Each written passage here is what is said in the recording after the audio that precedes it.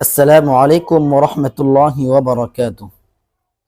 সূরাতুল ফাতিহা তিনবার পরে হাতের বৃদ্ধাঙ্গুলিতে ফু দিলে কি লাভ হয়, কি ফায়দা হয়, আসুন জেনে নিই।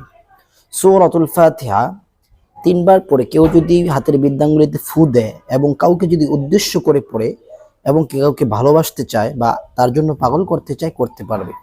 ওই মানুষটা তার জন্য পাগল হয়ে যাবে।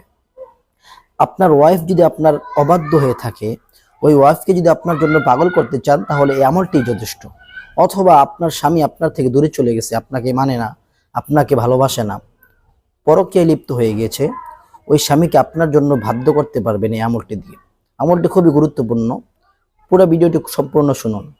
প্রথমত আপনি পবিত্র স্থান হয়ে বসে পবিত্র হয়ে প্রথম ইস্তিগফার পাঠ করবে 3 বার, এরপর দুরূদ শরীফ পাঠ করবে 3 বার, যে দুরূদটা আমরা নামাজের ভিতরে পড়ে থাকি। এরপর আউযু বিল্লাহি বিসমিল্লাহর সহিত হাতটাকে এভাবে মুষ্টি করে হাতের বৃদ্ধাঙ্গুলির দিকে এভাবে সূরাতুল ফাতিহা একবার পরে একটা করে ফু দিবেন, আরেকবার পড়বেন একটা করে ফু দিবেন।